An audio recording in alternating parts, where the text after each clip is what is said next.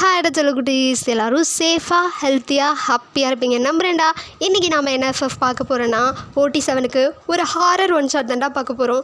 One ஷாட்டோட name என்னென்னா the blood moon. இதுதான்டா ஒன் ஷாட்டோட நேம். எப்பவும் போல் ஒன் ஷாட்டுக்கு எந்த ஒரு இன்ட்ரோவும் கிடையாது. அப்படியே நம்ம ஸ்டோரிக்குள்ளே போயிடலாம் வாங்க. இப்போது ஸ்டோரி ஸ்டார்டிங்லேயே ஒரு க்யூட்டான டாக்டர் ஒரு அழகான குழந்தைய கையில் வச்சுட்டு, எங்கே பாருங்கள் என்பூ, குழந்தைக்கு ரேரான டிசீஸ் இருக்குது, நீங்கள் கண்டிப்பாக டெய்லிக்கும் ஹாஸ்பிட்டல் கூட்டிகிட்டு வந்தே ஆகணும், அப்போ தான் குழந்தைய சீக்கிரம் சரி பண்ண முடியும், புரியுதா அப்படின்னு சொல்லி அந்த டாக்டர் அந்த குழந்தையோட அப்பா கிட்ட பேசிகிட்டு இருக்காங்க. அந்த அப்பா வேறு யாரும் இல்லைடா, நம்ம என்வு தான். என்வோட ஒய்ஃப் யாருன்னா ஒய்என்.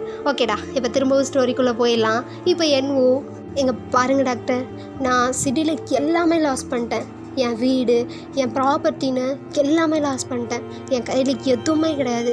அதுக்காக தான் என் பாட்டியோட வீடுக்கு வந்திருக்கேன். ரொம்ப நாளாக அதுவும் பூட்டியே இருக்குது. என் பாட்டிக்கு பார்க்க கடைசியாக வந்தது. என் பாட்டி இறந்ததுக்கப்புறம் நான் இங்கே வரவே இல்லை. அந்த வீட்டுக்கு எதுவுமே இல்லாமல் தான் நான் போயிட்டுருக்கேன். இப்போது என் ஒய்ஃபையும் குழந்தையும் அங்கே விட்டுட்டு நான் திரும்பவும் கார் எடுத்துகிட்டு சிட்டிக்கு போயே ஆகணும். சிட்டிக்கு போய் சம்பாதிச்சா மட்டும்தான் என் கடனெல்லாம் அடைச்சி நான் திரும்பவும் என் ஃபேமிலியோட என் பழைய வீடு சிட்டியில் இருக்கிற இடத்துக்கு நான் போக முடியும். ப்ளீஸ் டாக்டர், டெய்லிக்கெல்லாம் என்னால் வந்து என் குழந்தைய காமிச்சிட்டு போயிட்டுருக்க முடியாது அப்படின்னு என்வோ பேசிகிட்டே இருக்கும்போது ஜிம்மன் தான், எங்கள் பாருங்கள் என்வோ, நீங்கள் டெய்லிக்கும் வந்து காமிக்கலன்னா அப்போ உங்கள் குழந்தை உங்களுக்கு வேண்டாமா? உங்கள் குழந்தைய கண்டிப்பாக நீங்கள் பார்த்தே ஆகணும். அவளுக்கு எவ்வளோ ரேர் டிசீஸ் இருக்குதுன்னு உங்களுக்கு தெரியும்ல? தெரியுது டாக்டர், பட் அவளுக்கான நான் செலவு பண்ணுறது கூட நான் போய் தான் ஆகணும். என்ன பண்ணுறது? சரி, நீங்கள் எதை பற்றியும் யோசிக்காமல் உங்கள் வீட்டுக்கு போங்க.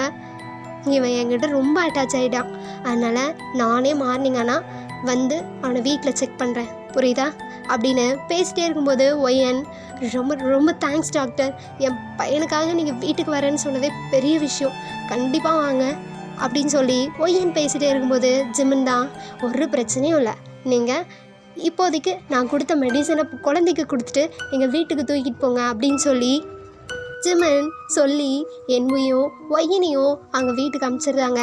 இப்போது என்வோ ஒய்யன் அவங்களோட பேபின்னு ஒரு காரில் பின்னாடி எல்லா லக்கேஜையும் ஏற்றிட்டு ஒரு காட்டுக்குள்ளே தான் போயிட்டுருக்காங்க. காட்டுக்குள்ளே போய் ஒரு காட்டுக்குள்ளே பாலடைஞ்ச வீடு ஒன்று இருக்குது. அந்த வீடு முன்னாடி தான் போய் ட்ரக்கு நிற்குது.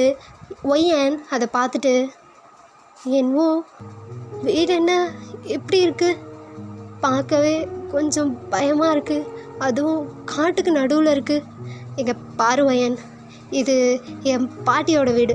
என் பாட்டிக்கு நேச்சர்னால் ரொம்ப பிடிக்கும், அதனால தான் அப்படி காட்டுக்கு நடுவில் ஒரு வீடு இருக்காங்க.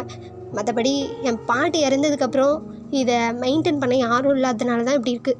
மெயின்டைன் பண்ணால் இது ரொம்பவே அழகான வீடு, புரியுதா, வா அப்படின்னு சொல்லி இப்போது என்வு ஒய்யனை கூட்டிகிட்டு உள்ளே போகிறாரு. கொஞ்ச நாள் மெயின்டெனிங் வேலை எல்லாமே நடக்குது. டெய்லியும் மார்னிங் ஆனால் ஜிம்மன் வீயை கூட கூட்டிகிட்டு போய் அந்த குழந்தைய செக் பண்ணிட்டு வந்துடுவார். இப்போது ஒரு நாள் அந்த மெயின்டெனிங் ஒர்க் எல்லாமே முடிஞ்சிருது. குழந்தைய ஒய்யன் தான் கையில் வச்சிட்ருக்காங்க. ஒரு நாள் ராத்திரி அந்த குழந்தைய பால் கொடுத்து தூங்க வச்சுட்டு அந்த குழந்தையோட தொட்டிலில் போட்டு ஒய்யனும் என்னவும் தான் அப்படியே அவ்வளோ ரசித்து அந்த குழந்தைய பார்த்துட்ருக்காங்க. என்னவும் எவ்வளோ அழகாக இருக்கால நம்ம பாப்பா. ஆமாம், என்ன மாதிரியே இருக்கால, அதான் அவள் அவ்வளோ அழகாக இருக்கா. உங்களை மாதிரியெல்லாம் இல்லை, அது என்ன மாதிரி இருக்கா, அதனால தான் அவள் அவ்வளோ அழகாக இருக்கா. சரி விடுடி, அது நம்ம குழந்தை, நம்ம 2 பேர் மாதிரி தான் இருப்பா.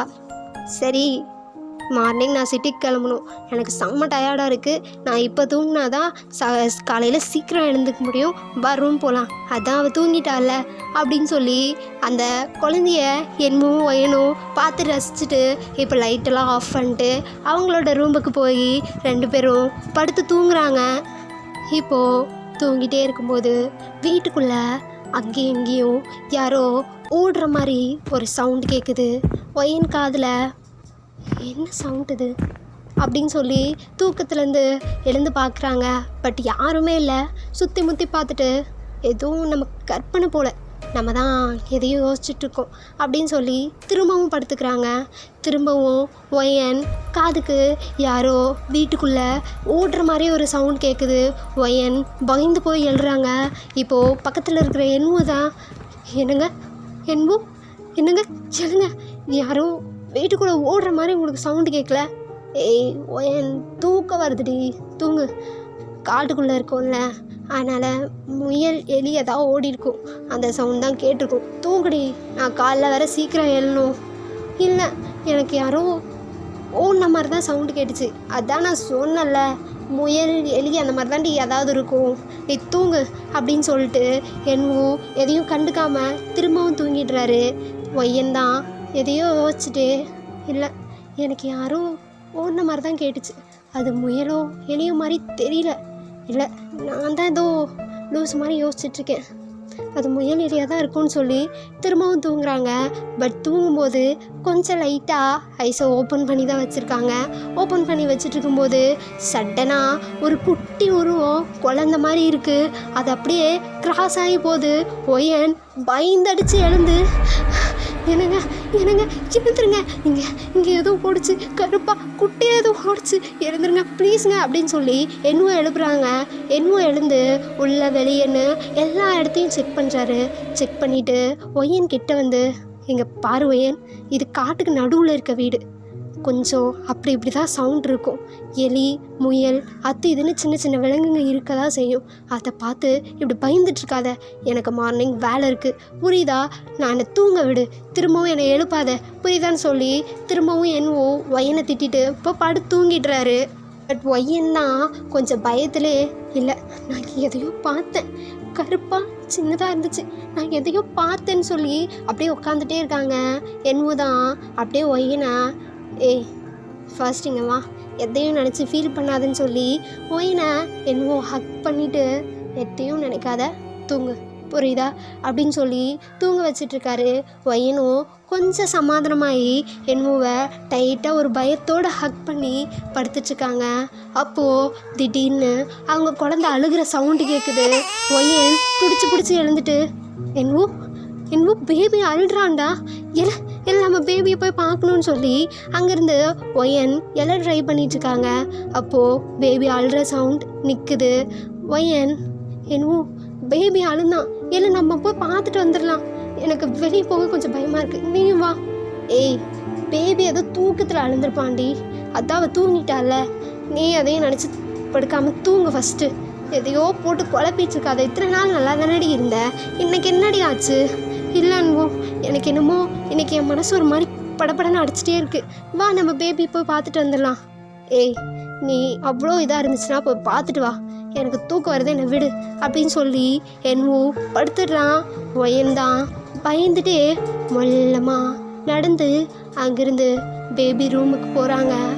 இப்போது பேபியோட ரூம் டோரை மெல்லமாக ஓப்பன் பண்ணுறாங்க.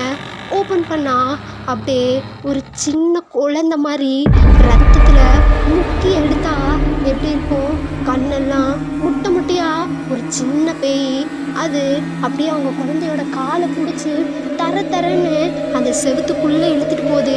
அதை பார்த்த ஒயன் அப்படியே மூச்சு அடைச்சி நின்று விழுந்துடுறாங்க. அந்த சவுண்டு கேட்டு என்னவோ ரூம்லேருந்து வேகமாக ஓடி வராரு. ஓடி வந்து பேபியோட ரூமை பார்த்தா ஒயன் ரூம் வாசல்கிட்டேயே மயக்கம் போட்டு விழுந்திருக்காங்க. பேபியை அவங்க படுக்க வச்ச இடத்துல காணோம். அந்த பேபியோட தொட்டில் பக்கத்தில் அங்கங்கே கொஞ்சம் பிளட் இருக்குது. ஒயன் அப்படியே மயக்கத்தில் இருக்காங்க. இங்கே என்னவோ ஃப்ரீஸ் ஆகி நின்றுட்டுருக்காரு. அவருக்கு என்னன்னே தெரில.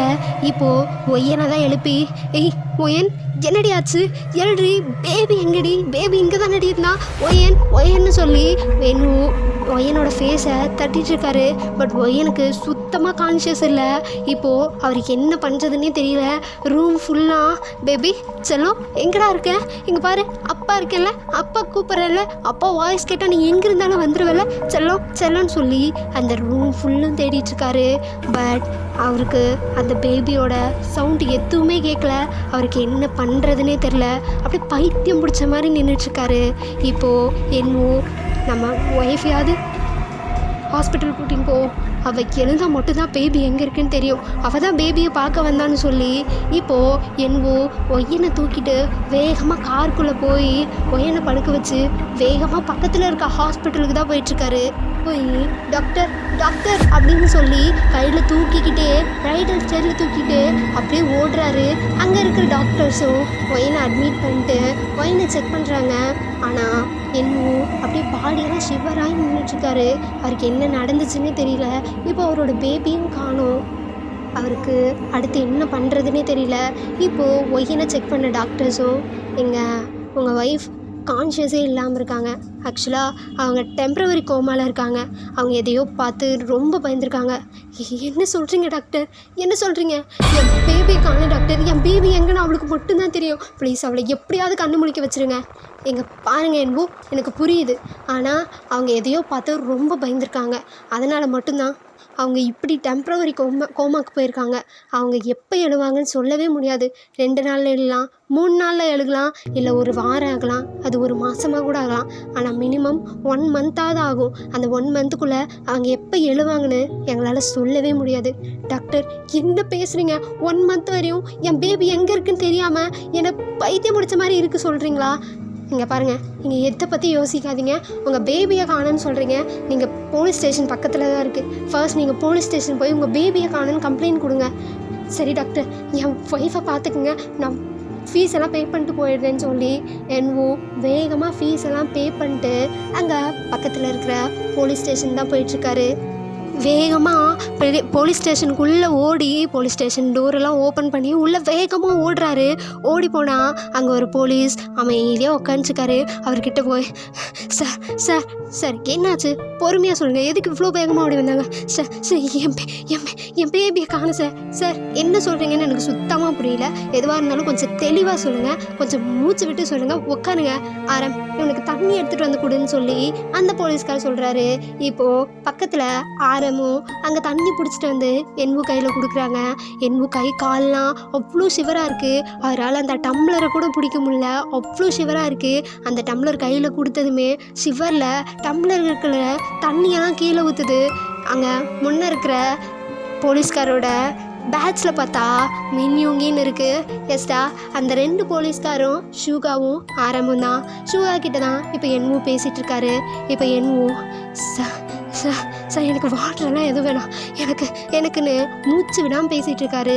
யூங்கி தான் எங்கே பாருங்கள் சார், எதை நினச்சும் ஃபஸ்ட் ஃபீல் பண்ணாதீங்க, ப்ரீத் இன் பண்ணுங்கள், ப்ரீத் இன் ப்ரீத் அவுட் பண்ணுங்கள். சார் எனக்கு அதுக்கெல்லாம் டைம் இல்லை, என் பேபி சார். ஃபர்ஸ்ட் நீங்கள் பொறுமையாக சொன்னால் தான் எனக்கு புரியும், அதனால் கொஞ்சம் பொறுமையாக சொல்லுங்கள், புரியுதா அப்படின்னு சொல்லி என்வை ஆரம் கொஞ்சம் காம் பண்ணுறாரு. காம் பண்ணிவிட்டு இப்போது சார் இந்த வாட்டரை குடிங்க சார் அப்படின்னு சொல்லிட்டு வாட்டரை கொடுக்குறாங்க. என்வும் அப்படியே கையெல்லாம் உதறிட்டே அந்த வாட்டரை கொஞ்சம் குடிச்சிட்டு அப்படியே யூங்கியை பார்த்து சார் என் பேபியை காணும் சார், என் பேபியை காணும் சார். என்ன சொல்கிறீங்க? உங்கள் பேபியை காணுமா? என்னாச்சு, எப்போ காணும் அப்படின்னு சொல்லி ஆரம் அந்த பேப்பரை அவர்கிட்ட கம்ப்ளைண்ட் வாங்கிப்போன்னு சொல்லி ஒரு பேப்பர் பேனா எடுத்து அவர்கிட்ட கம்ப்ளைண்ட் வாங்கிட்டுருக்காங்க. சார் எதுவாக இருந்தாலும் பொறுமையாக தெளிவாக சொல்லுங்கள், அப்போ தான் எங்களால் எதுவாக இருந்தாலும் கண்டுபிடிக்க முடியும், சொல்லுங்கள் சார் அப்படின்னு சொல்லக்குள்ள என்னவோ எல்லாத்தையும் சொல்ல ஆரம்பிக்கிறான். நைட் நாங்கள் தூங்கிட்டு இருந்தோம், அப்போ என் பேபி தூங்கினதுக்கப்புறம் நானும் என் ஒய்ஃபும் தூங்க போனோம். தூங்கின என் ஒய்ஃபுக்கு என் பேபியோட சவுண்ட் கேட்டு அவள் எழுந்து போனால் அதுக்கப்புறம் என் ஒய்ஃபு சவுண்டு மட்டும்தான் எனக்கு கேட்டுச்சு. அவளுக்கு என்னாச்சோ ஏதாச்சுன்னு சொல்லி பதறி அடித்து ரூமுக்கு போனால் என் ஒய்ஃப் மயங்கி போய் விழுந்துட்டு இருந்தாங்க. என் பேபியை காணோன்னு சொல்லி அவ்வளோ பதட்டமாக என்னவோ பேசிகிட்டு இருக்கான். இப்போது இவங்க யாரமோ என்னடா சொல்கிற, பேக்கதையெல்லாம் சொல்கிறியே சார், இதெல்லாம் நம்புற மாதிரியா இருக்குது சார், நம்பி தான் சார் ஆகணும். என் ஒய்ஃப் இப்போ கோமாவில் இருக்காங்க சார், என் குழந்தைய காணும் சார், ப்ளீஸ் சார் நீங்கள் தான் சார் எப்படியா கண்டுபிடிச்சி கொடுக்கணும்னு சொல்லி இங்கே அப்படியே அந்த என்மு இவங்க கையை பிடிச்சி பேசிகிட்ருக்காரு. அப்படியே லிட்ரலி இன்னொரு பக்கம் காட்டினா காட்டுக்கு இன்னொரு பக்கத்தில் ஒரு சின்ன கூரை வீடு. அந்த கூரை வீட்டில் black colour full and full ஒரு விச்சு, ஒரு dress, black colour dress, face கூட கவர் பண்ண மாதிரி இருக்குது. அவங்க கண் இப்போது அப்படியே க்ரீன் கலரில் இருக்குது. கண்ணை மூடி யோசிச்சா அந்த குட்டி பிசாசு அந்த குழந்தைய எடுத்துகிட்டு போனது மட்டும் அவர் கண்ணுக்கு தெரியுது.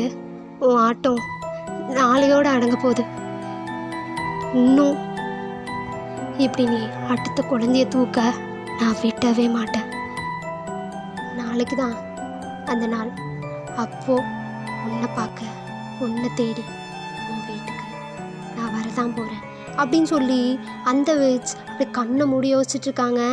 லிட்ரலி அப்படியே இந்த பக்கம் போலீஸ் ஸ்டேஷனில் காமிச்சா இவங்கேயும் ஆரம்பதான். சரி சார், சரி நீங்கள் ஃபர்ஸ்ட் எதுக்கும் பயப்படாதீங்க, நாங்கள் போகிறோம், போய் நாளைக்கு உங்களோட வீட்டை சர்ச் பண்ணி உங்கள் குழந்தை எப்படியும் உங்கள் வீட்டில் தான் இருக்கும், நீங்கள் பதட்டத்தில் பார்க்காம இருந்திருப்பீங்க, நாங்கள் சர்ச் பண்ணி சொல்கிறேன்னு சொல்லக்குள்ள, இல்லை சார் நான் என் வீடு ஃபுல்லாக தேடிட்டேன், ஆனால் என் குழந்தை இங்கே எதுவுமே இல்லை, ப்ளீஸ் சார் நீங்கள் தான் எப்படியாவது கண்டுபிடிச்சி கொடுக்கணும் சார்னு சொல்லி இன்னும் கத்தறிட்டுருக்கான். இப்போ ஆரம்பதான் அவனை காம் பண்ணி, சார் நீங்கள் உங்கள் ஒய்ஃப் கிட்டே போங்க, நாங்கள் உங்கள் வீட்டுக்கு போய் எல்லாத்தையும் சர்ச் பண்ணி கண்டிப்பாக உங்கள் குழந்தைய உங்ககிட்ட நாளைக்கே கொண்டு வந்து சேர்த்துருவோம், புரியுதா அப்படின்னு சொல்லி என்னுவை காம் பண்ணி ஒயன்கிட்ட அனுப்பி வைக்கிறாங்க.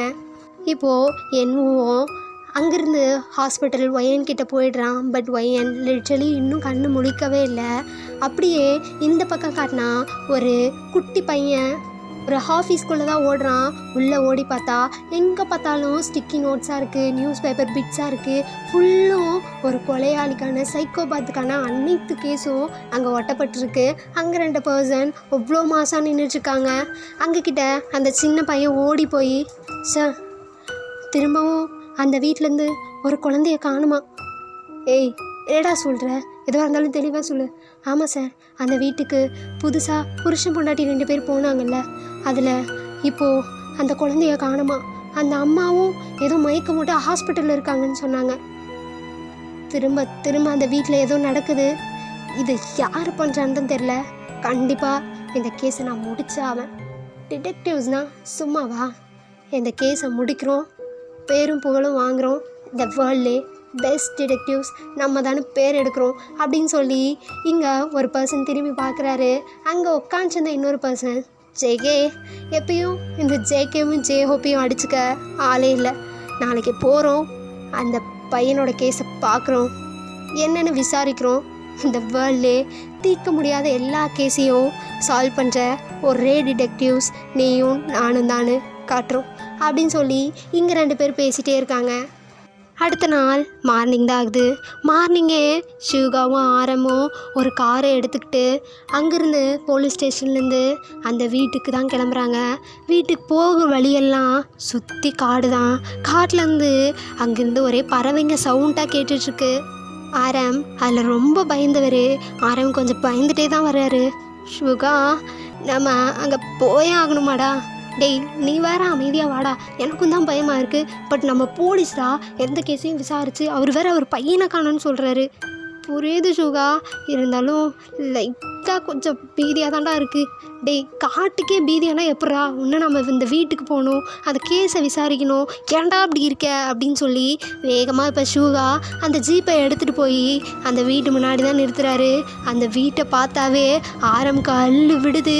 அந்த வீடு அப்படி இருக்குது, ஃபுல்லும் இருட்டாக இருக்குது. அப்படியே அந்த வீடை பார்க்கவே அங்கங்கே உடஞ்சி போய் கொஞ்சம் பழைய காலத்து வீடு மாதிரி தான் இருக்குது.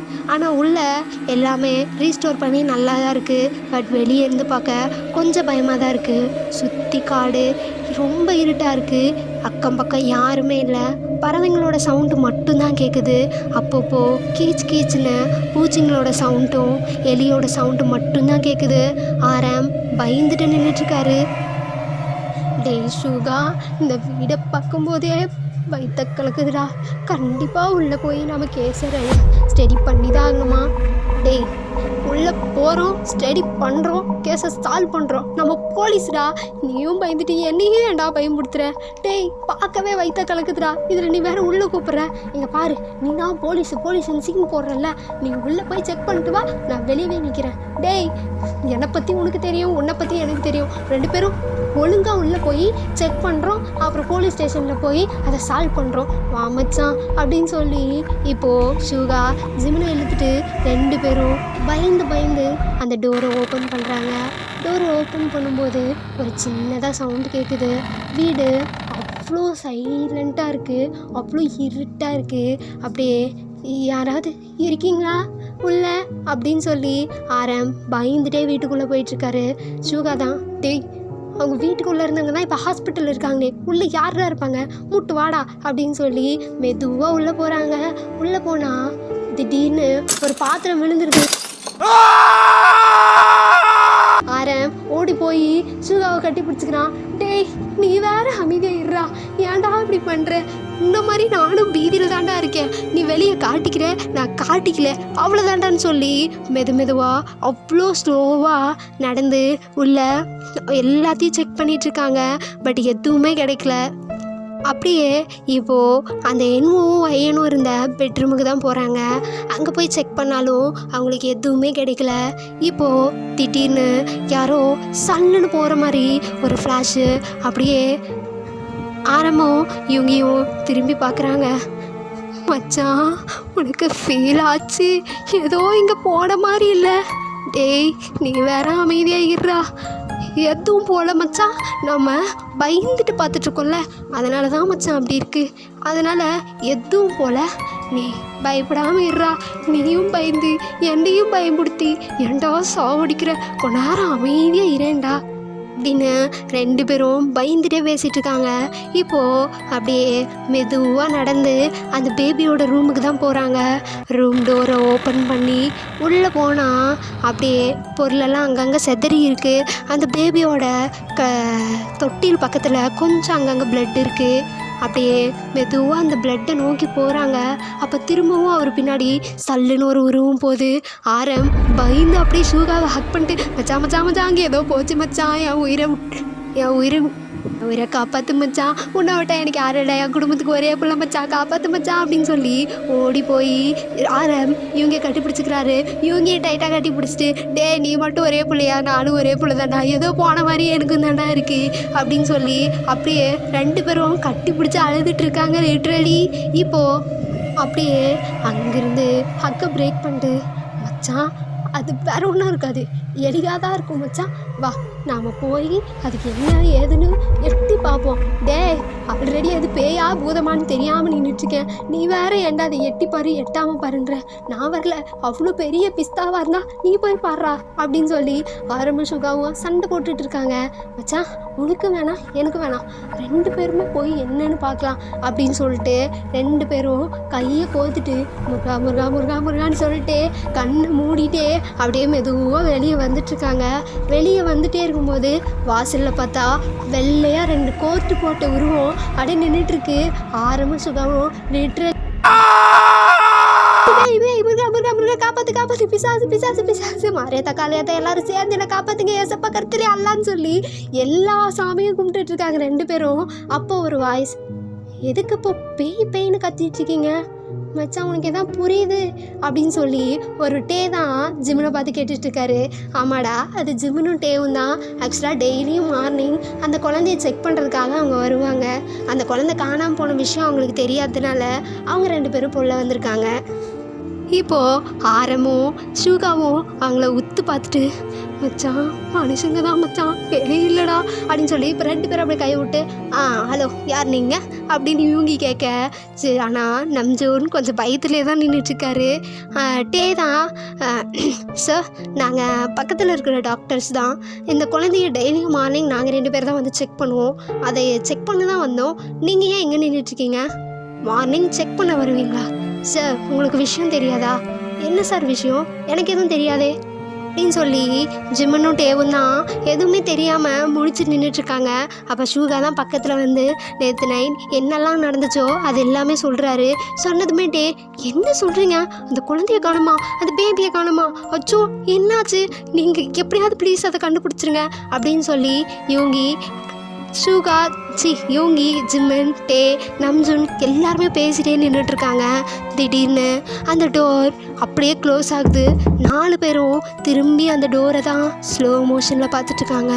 அப்படியே டே காற்றுக்கு மூடி இருக்கும், அது காற்றுக்கு மூடிச்சா இல்லை காற்று பிசாசாலும் மூடிச்சான்னு தெரியலையே அப்படின்னு சொல்லி நம்ஜுன் அப்படியே ஷூகாவோட கையை டைட்டாக பிடிச்சிக்கிறான். ஷூகாவுக்கு கையெல்லாம் ஷிவர் ஆகுது.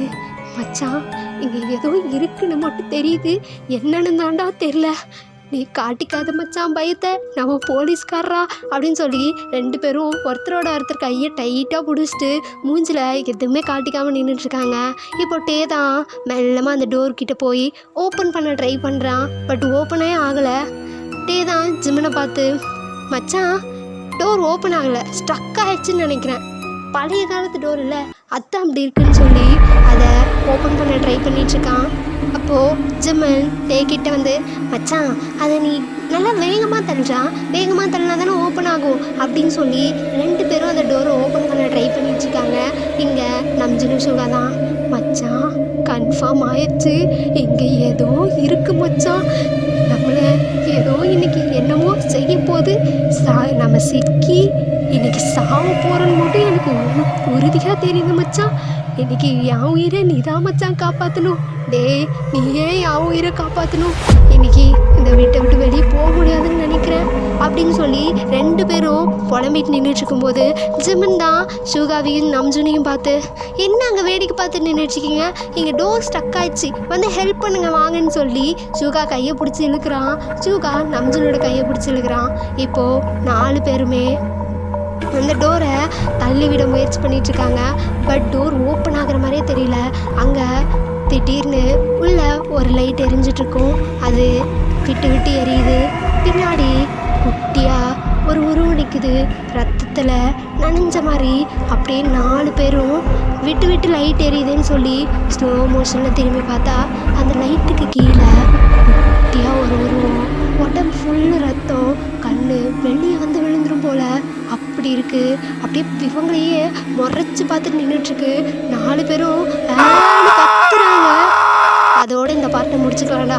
அடுத்த பார்ட்டு நான் நெக்ஸ்ட் வீடியோவில் போடுறேன். இந்த ஸ்டோரி எப்படி இருந்துச்சுன்னு சொல்லி லைக் பண்ணுங்கள், கமெண்ட் பண்ணுங்கள், உங்கள் ஃப்ரெண்ட்ஸுக்கு ஷேர் பண்ணுங்கடா செல்லக்குட்டீஸ். பாய்டா செல்லக்குட்டீஸ்.